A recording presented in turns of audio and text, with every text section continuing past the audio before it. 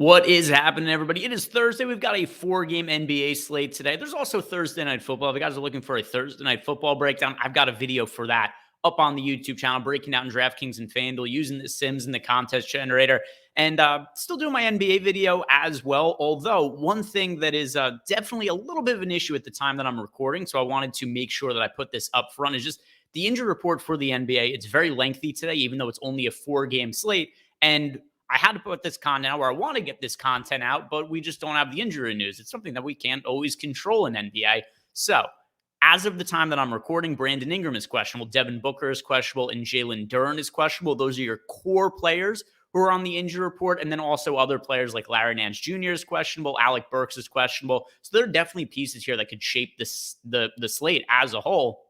So I've got lineups built out here, given the information that I have right now, but I want to make sure that you guys do check out and make sure that you see updated injury reports later on the night. If you want more NBA information, watch Live Before Lock tonight. Eric Lindquist is going to be on that with Matt Bellman, so they're going to be breaking everything down for you. And of course, all the projections on the site, Sims, contest generator, all of that is going to be updated for information as well. So I'm going to go in here. I'm going to favorite the top 150 lineups that I've built out here for DK. I did set it as a really top-heavy payout, 30% to first.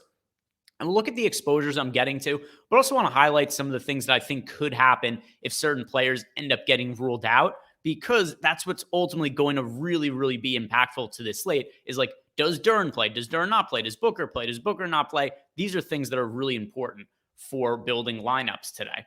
But at least with the information we have right now, which if everybody's in, then nothing changes, actually. If we end up finding out that Ingram, Booker, Duren are all in, there are no substantial changes to the projections. So with everything being as it is right now, my top overall projected lineup by Sim ROI, it is Jalen Suggs, Cade Cunningham, Alzir Thompson, Kelly Oubre Jr., Duren, so obviously he wouldn't be in the lineup if he's ruled out, Jordan Clarkson, John Collins, and Zach Collins. So two Collinses is in there. Is that correlation? No. Are they related? No. Do they have the same last name? Absolutely. And they're next to each other in the lineup. If we go ahead and look at some of the exposures here, let's start going position by position, beginning with the point guards. And for the most part, a lot of the stuff that's going to apply to DraftKings, FanDuel, it's going to be very much in sync today, especially when it comes to a lot of these injuries. But starting at point guard, one player that I'm getting to way more than anybody else at the position, also because he is the chalk at point guard, Taylor Norton-Tucker, projected for 40% ownership. He is in about half my lineups, 44%. So he looks like a good chalk option. If you guys are playing cash games today, THT is definitely somebody you're going to want to have in there. And then also we've got Scotty Barnes, who's just been off to a torrid start to the season. Markelle Fultz, D'Anthony Melton, CJ McCollum, Cole Anthony, Dennis Schroeder. So CJ McCollum had a really, really big game last night in the absence of Brandon Ingram. And that's something we've seen pretty consistently with the Pelicans when Ingram's been off the court. It leads to a lot more usage for CJ McCollum, and then also leads to an uptick in assist rate. So right now, I'm a little bit underweight to the field on McCollum. He's projected for 35% ownership. He is in 26% of lineups. If Ingram is in, I like being underweight to the field on McCollum. If Ingram is out, expect another really big game from CJ McCollum like we saw last night. So both DraftKings and FanDuel, McCollum becomes a very important core play if there is no Brandon Ingram out there for the Pelicans. Shooting guard.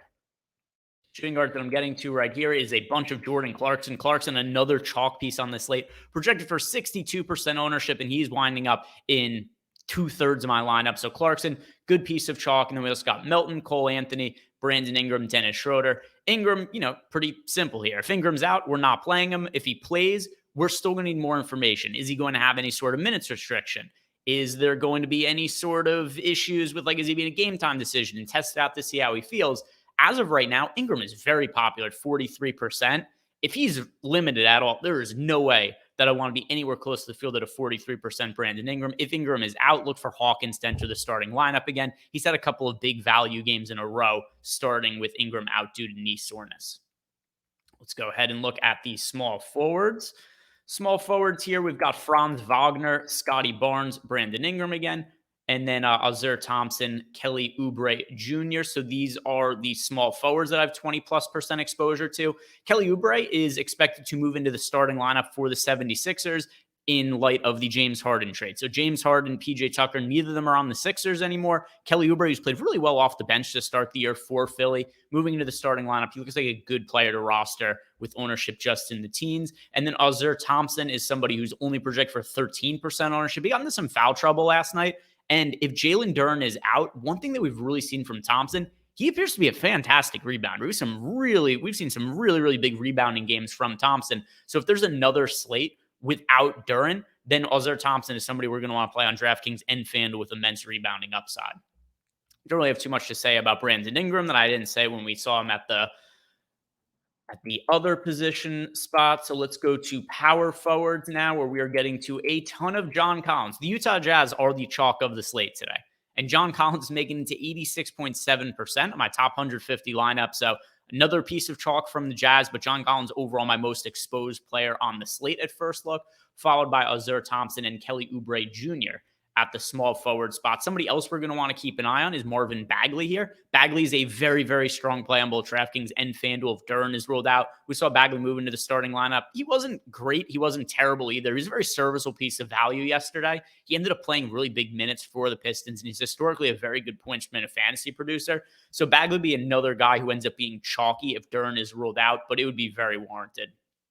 Centers now. If we look at the big men that are making the most sense on this slate, John Collins is center eligibility. Hey, if Duren's in, Duren projects extremely well for us. He's had a monster start to the year, but it's that situation where he's listed as questionable. He missed the game last night. We don't know if he's going to play or not. If he's in, play him. If he's out, we're looking at Marvin Bagley. And then Wendell Carter Jr., Zach Collins, and Joel Embiid are rounding out the other players that I have 20+% exposure to. So that's me doing the best I can with the information that we have right now. The other player that I didn't really get to talk very much about here was Devin Booker. I tend to think Booker is going to play, but be restricted. But we'll see what ends up happening later on in the day. If Booker is in and restricted, he's not somebody you want to get to. It takes away minutes from Eric Gordon, takes away from Josh Okogie, takes away usage from Kevin Durant. If Booker is out again, Okogie looks better, Eric Gordon looks better, and Kevin Durant becomes a better pay-up option. So keep up to date on all the injury report, guys. Check out NBA Live before lock tonight. And if you haven't done yet, do me a favor, like, subscribe, follow, all that stuff. It is very much appreciated. Good luck tonight. Keep up with the injury reports.